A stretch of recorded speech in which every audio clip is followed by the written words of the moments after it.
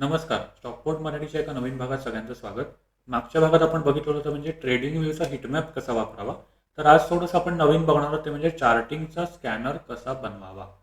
Charting ही एक website आहे जिथे आपल्याला रोजच्या ट्रेडिंगसाठी किंवा काही स्विंग ट्रेडिंग करायचं असेल तर त्याच्यासाठी तुम्हाला काही स्ट्रॅटेजी डेव्हलप करता येऊ शकते आणि स्कॅनर करता येऊ शकतात. त्या स्कॅनरच्या मदतीने तुम्हाला स्टॉक निवडणं सोपं जातं. तर सोप्या पद्धतीने कसं करता येतं हे या व्हिडिओत आपण बघणार आहोत. तर चला सुरू करूया. Stock Board. Learn, focus, earn.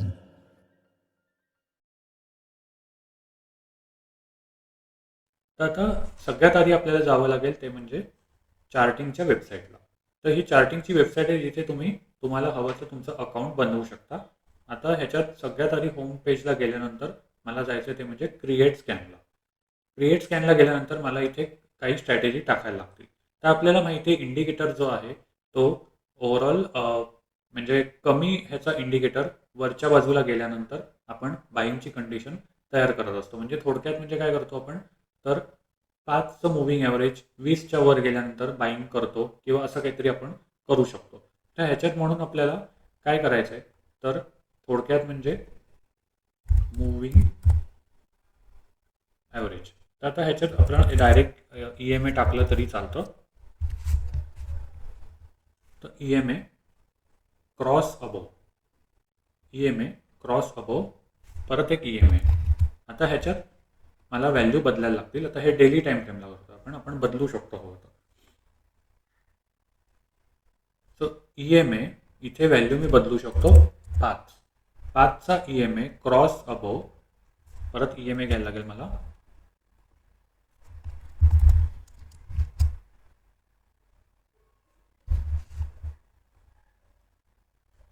So daily EMA 5 cross above daily EMA 20.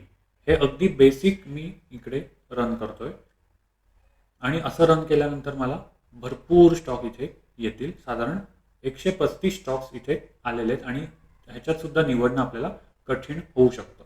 त्यामुळे मग मी काय करणार आहे हवं तर हे कॅश सेगमेंट जे आहे तिथे मी निफ्टी 50 किंवा निफ्टी 500 टाकू शकतो. म्हणजे माझे नंबर ऑफ स्टॉक्स जे आले ते कमी होतील. तर 135 आलेले त्यातले मला 27 स्टॉक्स आता आपण फिल्टर आउट केलेत. हे सुद्धा बरेच जास्त आहेत. त्यामुळे आपण ह्याच्यात आपण काय करणार थोडासा चेंज करणार तो म्हणजे क्लोज ग्रेटर दॅन 100. म्हणजे काय तर मला 100 रुपयाच्या खालचे स्टॉक्स नको आहेत. हे केलं तर मला थोडंसं इथे अजून काही चेंज दिसू शकतील. एक स्टॉक आत्ता आपण फिल्टर आउट केला आहे तरी सुद्धा भरपूर आहेत. त्यामुळे आपण अजून एक क्रायटेरिया टाकू शकतो तो म्हणजे व्हॉल्यूम.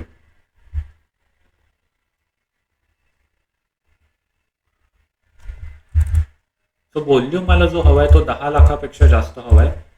त्यामुळे इथे 100, 1000, 1 लाख आणि 10 लाख असं टाकल्यानंतर कदाचित इथे अजून मला फिल्टर आउट होऊ शकते. तर इथे फिल्टर आउट नाही झालेत कारण निफ्टी 500 मध्ये तो नंबरच इतका मोठा आहे की त्याच्यात आपल्याला फिल्टर आउट करणं अजून थोडंसं कठीण आहे. त्यामुळे 10 लाखाच्या ऐवजी मी कदाचित 1 करोड टाकून आपण जस्ट चेक करू शकतो.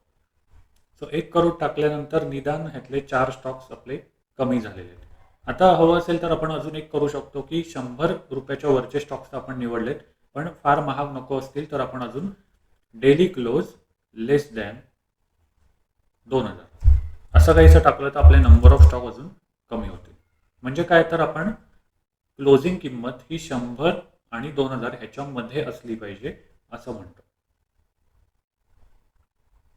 तर ह्याच्यात आत्ता सध्या आपण तरी सुद्धा 20 स्टॉक्समध्ये आलेलो आहोत. आता बरेच स्टॉक्स वर गेलेले असतील तर आपल्याला इतके वर गेलेले स्टॉक नको आहेत. त्यामुळे आपण हवं तर अजून पर्सेंटेज चेंज सुद्धा आपण इथे टाकू शकतो. तर आता इकडे मला टाकायला लागेल ते म्हणजे percent change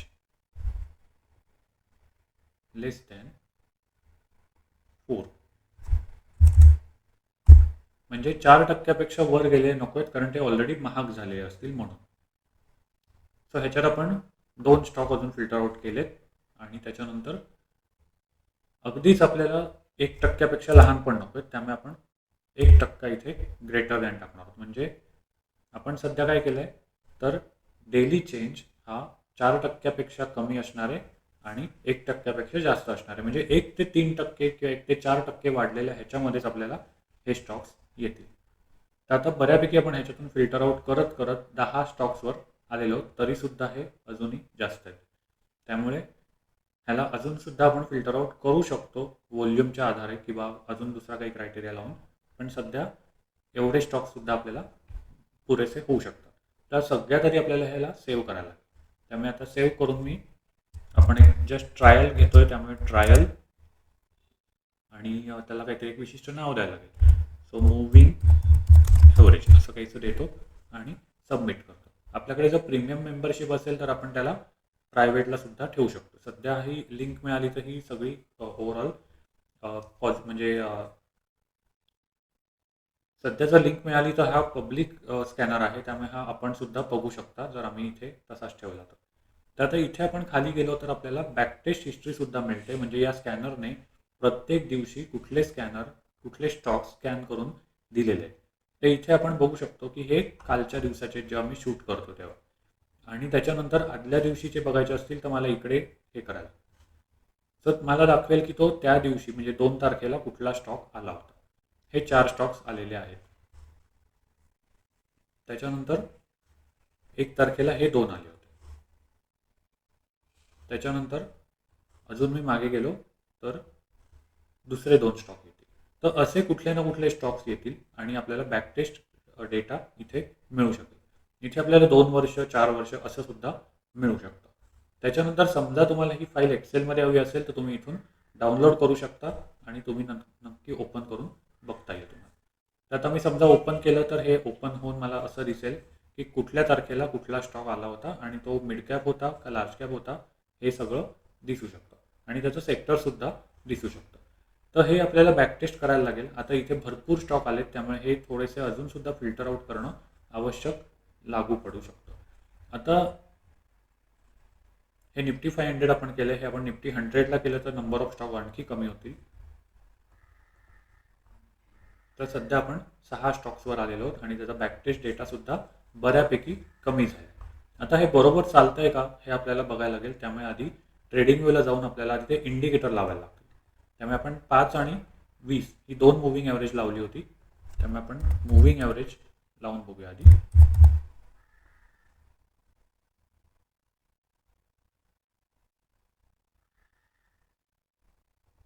so moving average exponential 2 वेळा लावणार आहे मी. याचा कंबाईन ॲक्च्युली येतो इंडिकेटर, पण आपण सध्या 2 वेगळे लावतोय, 5 आणि 20. सो 5 आणि 20 लावल्याने त्याचा कलर थोडासा बदलतो दुसऱ्याचा, म्हणजे आपल्याला कळेल. सो येलो म्हणजे पिवळ्या रंगाचा जो आहे तो 20वाला आहे आणि ब्ल्यूवाला आहे जो 5वाला आहे. तर आता आपण इथे बघूया की डाबरने आपल्याला क्रॉस दिलेला आहे. सो ते वर्कआउट होतंय का बरोबर हे आपल्याला जस्ट बघायचं. तर आपण जे लॉजिक लावलंय ते आपण इथे बघू शकतो की इकडे या कॅन्डलला 5 आणि 20चं मुव्हिंग ॲव्हरेज क्रॉस झालेलं दिसतंय. म्हणजे आपला स्कॅनर सध्याच्या ह्याला तरी बरोबर चालतं. पण एका ह्याच्यावर आपण शीतावरून आत्ता तरी भाताची परीक्षा करू शकत नाही. त्यामुळे आपण निदान ह्यातले 3-4 स्टॉक तरी टाकून बघूया की काय दिसतंय. टाटा कन्झ्युमर प्रॉडक्ट हा आणखी एक स्टॉक आपल्याला स्कॅनरला आलेला आहे.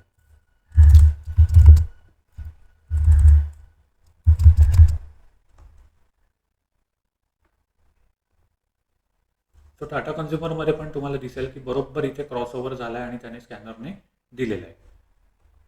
आणखी एखादा बघूया आपण. IRFC हा पण आलेला आहे. आता हे कुठलंही बाय सेल रिकमेंडेशन नाही आहे. आपण जस्ट बघतोय की कुठे कसं इथे आपण डेव्हलप एखादी स्ट्रॅटेजी करू शकतो. कारण ही सगळ्यांना माहिती असलेली स्ट्रॅटेजी आहे मुव्हिंग ॲव्हरेज क्रॉसओव्हरची. त्यामुळे जस्ट कसं आपण तयार करू शकतो आणि कसं त्याला ऑप्टिमाइज करू शकतो हे आपण बघतोय.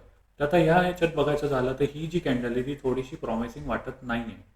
आधीच्या 2 जर बघितल्या असतील तर त्याच्यात चांगल्या कॅन्डल आपल्याला दिसत होत्या आणि ह्याच्यात नीट दिसत नाही आहे. त्यामुळे आपण सध्या ह्याला रिजेक्ट करू शकतो. युनियन बँक अजून एक आहे, त्यामुळे ती सुद्धा आपण बघू शकतो. तसं म्हणायला गेलं तर चार्टिंगचे त्यांचे स्वतःचे पण चार्ट आहेत, पण मी शक्यतो ट्रेडिंग व्ह्यूचा प्रेफर करतो. आता ह्याच्यात सुद्धा आपण बघायचं झालं तर लॉजिकली इट्स करेक्ट, पण इथे वरची एक मोठी वात आहे, त्यामुळे ह्याला सुद्धा आपण सध्या रिजेक्ट करतो. त्यामुळे जरी त्यांनी 6 स्टॉक्स दिले असतील तरीसुद्धा आपण त्यातले 2-3 स्टॉक आत्ता सध्या रिजेक्ट केलेले आहेत. चोलामंडल फायनान्स किंवा चोलामंडल इन्व्हेस्टमेंट हा सुद्धा इकडे आलेला आहे, तो सुद्धा आपण टाकून बघूया.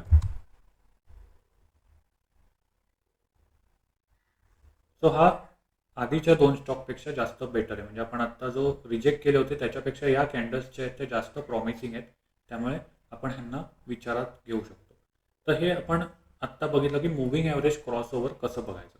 आता हे आपण बघतोय ते डेली टाईम फ्रेमला बघतोय आणि त्यामुळे आपल्याला थोडंसं एक डेली बेसिसला आपल्याला इथे स्कॅनरला चार्ट्स किंवा स्टॉक्स येतील. तर आता हे समजा आपल्याला इंट्राडेसाठी करायचं असेल तर इंट्राडेसाठी मला इथे डेलीचं चेंज करायला लागेल 5 मिनिटासाठी किंवा 10 मिनिटं आणि तुमचं जी काही टाईम फ्रेम असेल त्याला. सो इथे सुद्धा मला 5 मिनिटाला न्यावं लागेल. Daily close is okay. Daily close म्हणजे 100 आणि 2000 is still okay. Volume is still okay. चेंजसुद्धा स्टील ओके. त्यामुळे आता हे फक्त इकडचं मी 5 मिनिटाचं चेंज केलं आहे. म्हणजे आपल्याला दर 5 मिनिटाला काही ना काही नवीन स्टॉक तिथे येतील. आता हे जर जास्त होत असेल तर आपण 15 मिनिटाला सुद्धा करू शकतो. आपण सध्या 15 मिनिटाला करून बघूया. रन स्कॅन करतो. आता आपल्याला दर 15 मिनिटाला नवीन स्टॉक इथे येतील. सध्याच्या याला इथे काहीच आलेलं नाही आहे. थोडक्यात म्हणजे आता बघायला गेलं तर ही 1 वीकची हिस्ट्री इकडे आपल्याला बॅकटेस्टची दिसते. 1 वीक, 4 वीक, 1 मंथ. तर आता इथे जाऊन समजा मी बघितलं तर मला दिसेल 3 जानेवारीला 2:45 IRFC आलेला होता. आता त्याच्यासाठी मला इथे आधी 15 मिनिटाला कन्वर्ट करावं लागेल आणि IRFC मी टाकून बघतो. सो 3 तारखेला 2:45 म्हणजे ही वेळ होती आणि इथे तो IRFC दिलेला आहे. लॉजिकली बघायला गेलं तर करेक्ट आहे. म्हणजे थोडक्यासाठी इथे मूव्हिंग ॲव्हरेज थोडंसं क्रॉस झालं होतं. आणखी अजून आपण मागे जाऊ आणि आपल्याला दिसेल की मागे काही दिलं होतं का तर 2 जानेवारीला 1:15 PNB दिला होता. जसं आपण टाईम फ्रेम कमी करतो तसा त्यातला नॉईज किंवा ॲक्युरेसी अर्थात कमी होणार आहे. त्यामुळे डेली टाईम फ्रेम इज जास्त सिक्युअर्ड किंवा जास्त ॲक्युरेट आपण म्हणू शकतो. 2 जानेवारीला 1:15. त्यामुळे आपल्याला इथे 1:15 बघायला लागेल आणि ही वेळ येते 1:15. तर इथे आपण बघू शकतो 102च्या आसपास त्याने क्रॉसओव्हर दिला आहे. आपल्याला स्कॅनरला आला आहे आणि 102चा तो 106 पर्यंत गेलेला दिसतोय. सो ही सगळ्यांना माहीत असलेली स्ट्रॅटेजी आहे. त्यामुळे अगदी सिम्पल आणि स्कॅनर आपण कसा बनवायचा हे सोप्या पद्धतीने बघितलं. तर इथे आपण बदलू शकतो. अजून आपल्याला पाहिजे ते चेंजेस इथे करता येऊ शकतात. आपल्याला वॉल्यूम समजा 2 कोटी करायचं आहे तर 2 कोटी करता येऊ शकतो. क्लोजिंग आपल्याला मोठं हवं असेल तर ते पण करू शकतो. डेली चेंज आपल्याला जास्त हवे असतील तर ते पण करू शकतो. हे सगळं फ्लेक्झिबिलिटी त्यांनी दिलेली आहे. तर इतक्याच सोप्या पद्धतीने आपण स्कॅनर करू शकतो. ज्यांना कोडिंग येत नाही त्यांना सुद्धा इथे करायला काहीच हरकत नाही. त्यामुळे अगदी बेसिक ग्रेटर दॅन क्रॉस अबो किंवा असं या पद्धतीने आपल्याला स्कॅनर बनवता येतात. हे झाल्यानंतर आपण रन करू शकतो, सेव्ह करू शकतो. कोणाला शेअर करायचं असेल तर ही लिंक शेअर करता येऊ शकते आणि ती पुढे वापरता येऊ शकते. तर आजच्या भागात आपण बघितलं की चार्टिंगचा स्कॅनर सोप्या पद्धतीने कसा बनवायचा आणि त्याचं बॅकटेस्टिंग कसं करायचं. आता बॅकटेस्टिंग कसं करायचं तसं मी एवढं डिटेलमध्ये सांगितलं नाही आहे. पण मागे आपल्याला हिस्टॉरिकल डेटा तिथे मिळतो आणि त्याने काय दिलं होतं हे आपण पडताळून बघू शकतो. तर व्हिडिओ आवडला असेल तर लाईक करा, शेअर करा, सबस्क्राईब करा. आपण भेटूया का नवीन भागात. Stockport. Learn, focus, earn.